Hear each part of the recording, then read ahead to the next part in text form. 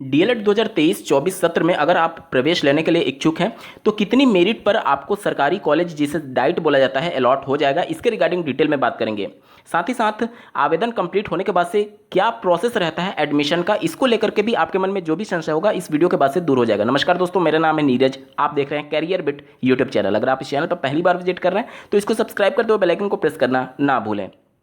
2017 के बाद से 6 सालों बाद ये पहला मौका होगा जब पूरी सीटें भरने की संभावना है। इस बार 2017 के बाद से जब 2018 बैच आया, उसी के बीच में 28 जून 2018 का नोटिफिकेशन एनसीटी के द्वारा जारी किया जाता है, जिसमें बीएड अभ्यर्थियों को भी प्राथमिक स्तर की शिक्षक भर्ती के लिए पात्र मान लिया जाता है।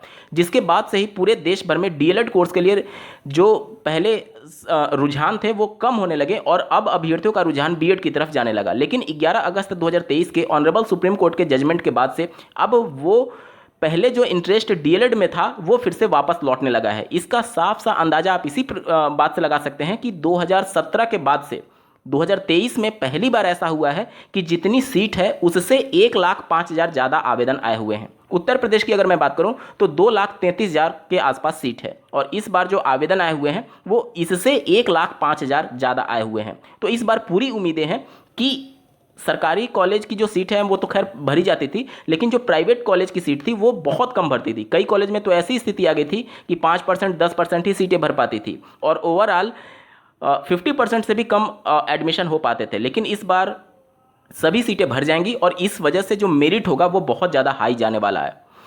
सबसे पहले बात कर लेते हैं कि मेरिट बनती कैसे है। देखिए, आपने जो आवेदन किया होगा उसमें हाई स्कूल, इंटरमीडिएट, ग्रेजुएशन का अपना मार्क्स अपलोड किया होगा।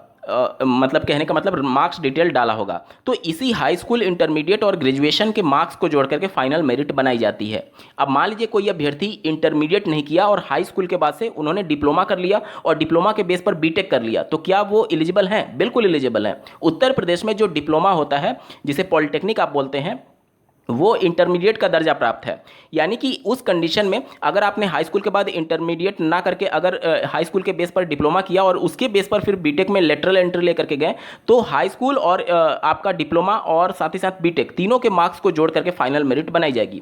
और सामान्य अभ्यर्थी जो हैं, जो कि हाई स्कूल, इंटर और ग्रेजुएशन किए हुए हैं, उनका हाई स्कूल का प्रतिशत मान लीजिए 60% है, फिर इंटरमीडिएट का प्रतिशत मान लीजिए 60% है और ग्रेजुएशन का प्रतिशत मान लीजिए 60% है, तो तीनों को जोड़ देंगे तो कितना हो गया? 180। तो उनकी मेरिट कितनी बन जाएगी? 180। मान लीजिए एक अभ्यर्थी जिसका हाई स्कूल में 80% है, इंटरमीडिएट में 90% है, तो कितना हो गया? 8 9 170 हो गया। उसके बाद से मान लीजिए ग्रेजुएशन में उसका 70% है, तो कितना हो गया?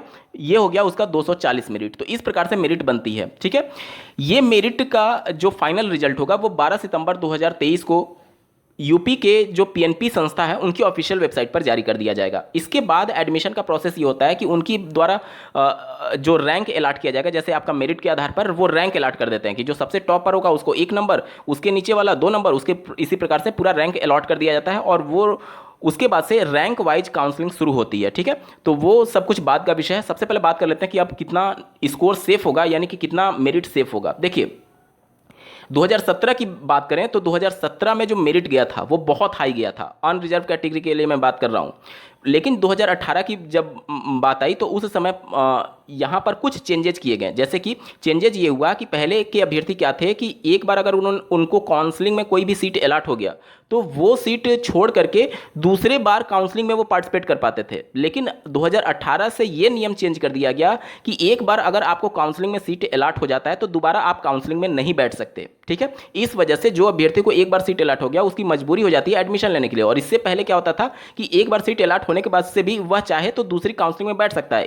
इसमें क्या होता था कि एक ही अभ्यर्थी बार बार काउंसलिंग में बैठते थे और वो कहीं एडमिशन नहीं लेते थे, इस वजह से सीटें खाली रह जाती थी। तो इस बार भी यही होगा कि एक बार अगर आपको प्राइवेट या फिर सरकारी कॉलेज अलॉट हो चुका है तो आपको दोबारा मौका नहीं दिया जाएगा काउंसलिंग में बैठने के लिए। तो सोच समझ करके आप काउंसलिंग में पार्टिसिपेट करिएगा और किस प्रकार से पार्टिसिपेट करना है ताकि आपके चांसेस बढ़ जाएं सरकारी कॉलेज के, इसके बारे में बात करेंगे अंत में। ठीक है, देखिए, इस बार का जो अनरिजर्व कैटेगरी का यानी कि जनरल कैटेगरी का जो सेफ स्कोर हो सकता है वो 235 प्लस ही रहेगा। 235 प्लस ही रहेगा। 2018 की अगर बात करें तो उस समय जब डीएलएड का रुझान धीरे धीरे कम होने लगा था, उस समय भी 226 नंबर पर ओबीसी कैटेगरी को जो सरकारी कॉलेज होता है वो अलॉट नहीं हुआ था। अब आप सोच लीजिए कि 2018 से अच्छी कंडीशन इस बार है, तो मान करके चलिए कि कम से कम 235 मैं मिनिमम बता रहा हूँ, इससे ऊपर ही मेरिट रहेगा अनरिजर्व का और ओबीसी का भी, ठीक है। और एससी का जो मेरिट रहेगा वो 200 प्लस अगर आपका है तो आपको सरकारी कॉलेज मिलने की संभावना रहेगी। एसटी के लिए भी अगर 200 प्लस है तो आपको सरकारी कॉलेज मिलने की संभावना रहेगी। अगर आप एक्स सर्विसमैन हैं तो आपका कितना भी मेरिट क्यों ना हो, आपको 100% सरकारी कॉलेज मिल जाएगा, ठीक है। इसके बाद से बात करते हैं कि अगर आपका मेरिट कम है, जैसे कि मान लीजिए कि 225 230 के आसपास है, फिर भी अगर आप सरकारी कॉलेज चाहते हैं अनरिजर्व और ओबीसी में रहते हुए, तो उसके लिए एक रास्ता ये है कि देखिए, अगर आप पहले स्लॉट में केवल सरकारी जितने भी डाइट कॉलेज हैं, टोटल डाइट की संख्या 67 है, ठीक है, तो इन 67 को ही केवल आप लॉक करते हैं कॉलेज को, तो अगर आपके मेरिट के हिसाब से किसी भी डाइट में अगर सीट खाली रहती है तो वो आपको अलॉट कर दिया जाएगा। और मान लीजिए कोई सीट खाली नहीं रही तो आपको कोई भी कॉलेज अलॉट नहीं होगा। उस हिसाब से क्या होगा कि आपको डायरेक्ट दूसरी काउंसलिंग में सम्मिलित होने का मौका मिलेगा। अगर आपको कोई भी कॉलेज अलॉट हो जाता है तब आप दूसरी काउंसलिंग में नहीं बैठ सकते, लेकिन अगर आपको कॉलेज अलॉट नहीं होता है तब आप दूसरी काउंसलिंग में बैठने के लिए अलाउड होते हैं। तो उस कंडीशन में क्या होता है कि पहले काउंसलिंग से कुछ बच्चे अगर कॉलेज को एडमिशन नहीं लेते हैं तो जो कट ऑफ पहले गया था सरकारी कॉलेज यानी डाइट का, वो डाउन हो जाता है। तो अगर आप दूसरी काउंसलिंग में बैठते हैं और आपका अगर स्कोर 225 से 30 के बीच में है तो आपकी संभावनाएं बढ़ जाती हैं कि आपको डाइट का कॉलेज मिल जाए। 2018 का ही मैं उदाहरण बता रहा हूँ, 226 मेरिट पर पहले काउंसलिंग में ओबीसी के एक अभ्यर्थी को सरकारी कॉलेज नहीं मिला था, लेकिन दूसरी बार जब सेकेंड काउंसलिंग होती है तो जो 226 से भी नीचे मेरिट आ गई थी, यानी कि अगर वो अभ्यर्थी केवल सरकारी कॉलेज भरा रहता तो चूंकि वहां पर उसकी मेरिट नहीं थी तो उसको सरकारी कॉलेज अलॉट नहीं होता। उस कंडीशन में दूसरे काउंसलिंग में उसको सम्मिलित होने का मौका मिलता और दूसरे काउंसलिंग में उसको डायरेक्ट अलॉट हो सकता था। तो ये सभी चीज़ें आपको विशेष तौर पर ध्यान देनी है, ठीक है। देखिए, आपका मेरिट कितना भी हो, सरकारी कॉलेज नहीं तो दूसरे काउंसलिंग में आपको प्राइवेट कॉलेज तो 100% मिल ही जाएगा। और यहाँ पर आपको ये भी बात देखनी है कि देखिए, सरकारी कॉलेज की जो फीस होती है वो 10,200 होती है और प्राइवेट कॉलेज की जो फीस होती है वो 41,000 होती है। अब आपको खुद तय करना है। मान लीजिए कि आप गोरखपुर के रहने वाले हैं और लखनऊ के डाइट में आपको सरकारी कॉलेज मिल रहा है, मान लीजिए एक कंडीशन के तौर पर, तो आप ये मत देखिएगा कि 10,200 में आपका एडमिशन हो जाएगा, आपके 30,000 बच रहे हैं क्योंकि प्राइवेट में 41,000 फीस है। आप ये भी तो देखेंगे ना कि वहाँ पर जाकर के जब आप रूम लेकर के रहेंगे, खाना पीना और ये सभी चीज़ों का भी तो खर्च है, तो ये सभी चीज़ें आप कैलकुलेट कर लीजिएगा। ऐसा ना हो कि केवल आप सरकारी कॉलेज के नाम पर के नोएडा का कोई कॉलेज ले ले, बहुत दूर कॉलेज ले ले, ये सभी चीज़ें, वो सब कुछ आप पहले से प्री कैलकुलेट करके रखिएगा कि जितना 30,000 आपका सरकारी और प्राइवेट का डिफरेंस है वो आपका रहने खाने में वहाँ साल भर में खर्चा हो जाएगा, ठीक है। तो ये सभी चीज़ों को आप विशेष तौर पर ध्यान दे लीजिएगा। ओवरऑल अगर मैं वीडियो को समराइज करूँ तो जो अनरिजर्व कैटेगरी का सेफ स्कोर हो सकता है वो 235 प्लस ही जाएगा पहले काउंसलिंग में, और ओबीसी का भी 235 प्लस ही मान करके चलिए। एससी का 210 215 अगर आपका है तो बहुत ज़्यादा चांसेस रहेंगे कि आपको डायरेक्ट कॉलेज अलॉट हो जाए, और एसटी अगर आप है तो 200 प्लस पे आपको कॉलेज अलॉट हो जाएगा।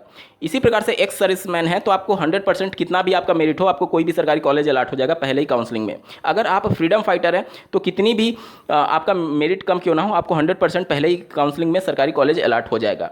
तो ये सभी चीज़ें हैं। और मैं यहाँ पर एक चीज़ और बता दूँ कि सरकारी का जो डाइट का जो सर्टिफिकेट होता है और प्राइवेट का जो सर्टिफिकेट होता है दोनों इक्वली वैलिड हैं। ऐसा नहीं है कि सरकारी कॉलेज से आप करेंगे तो आपका वो ज़्यादा वैलिड होगा और प्राइवेट कॉलेज से करेंगे तो वो कम वैलिड होगा। यहाँ पर डिफरेंस सिर्फ और सिर्फ फीस का होता है, फीस का ही केवल डिफरेंस है, बाकी कोई अंतर नहीं है।